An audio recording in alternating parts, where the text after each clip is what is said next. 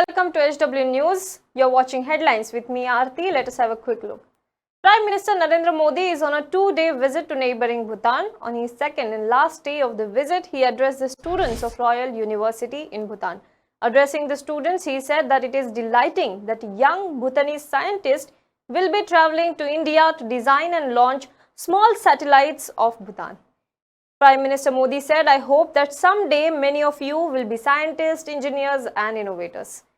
PM Modi said that he inaugurated the Thimphu ground station of the South Asia satellite and expanded the India-Bhutan space cooperation. The benefit of the telemedicine through satellites, distance education, mapping, weather forecasting, warning of natural disasters, etc. will be ensured, he said in his address. Let us watch what Modi said. Friends, today I stand here among the best and the brightest youth of Bhutan.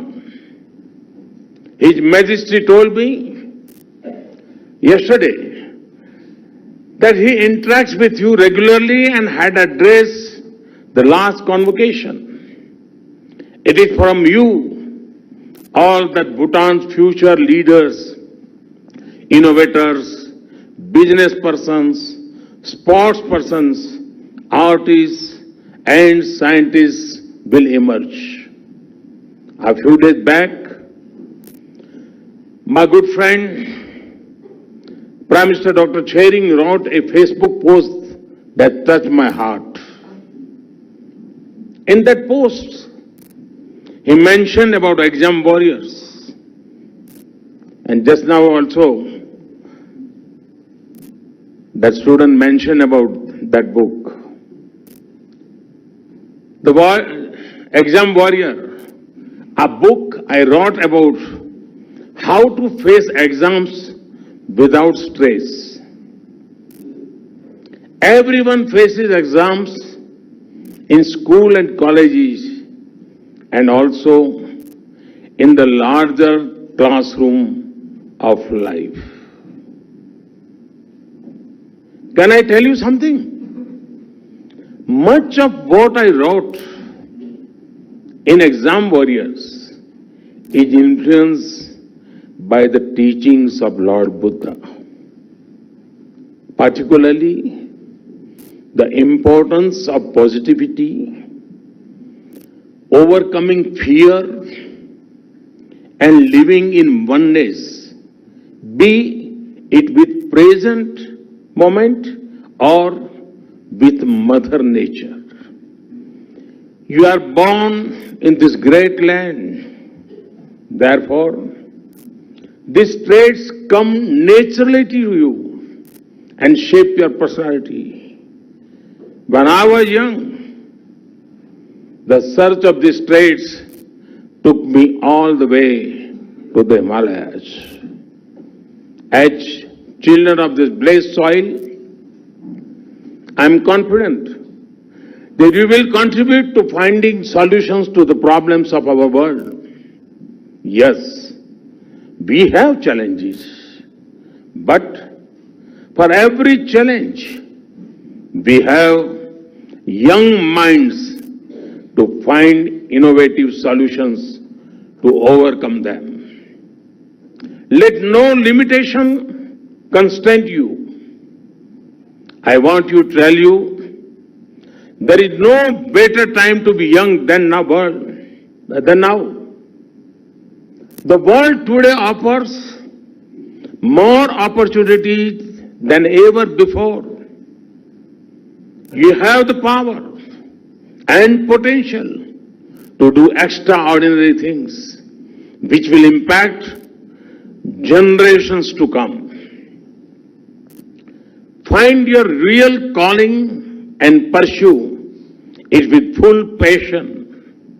Friends, India-Bhutan cooperation in hydropower and energy is exemplary.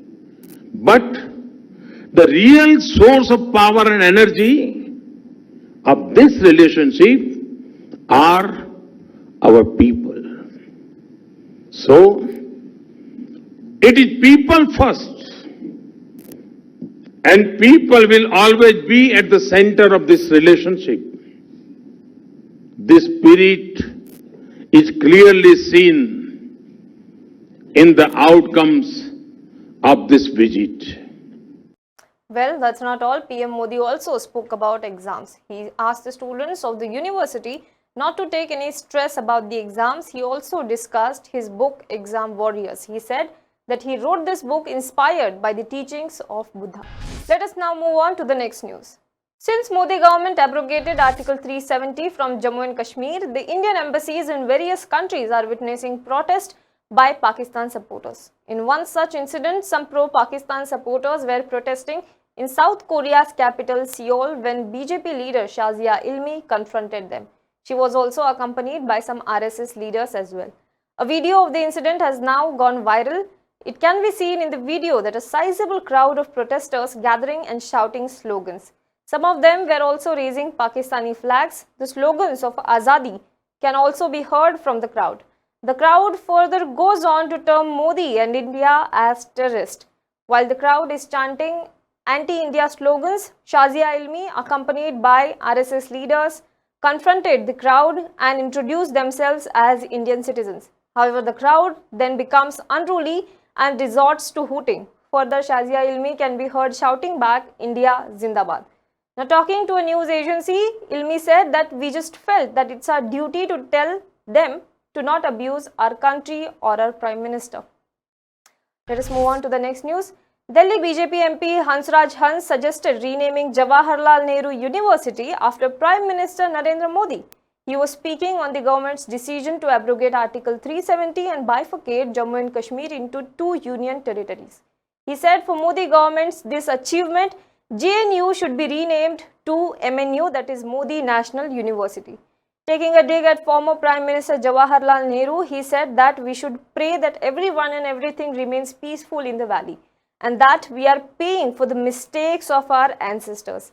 He said that there should be something under Modi's name as well for this achievement and JNU should be renamed as MNU.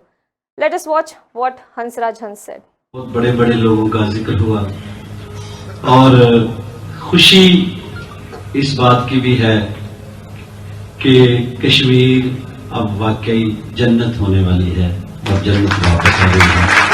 370 वाला मामला सबको अच्छा लगा है।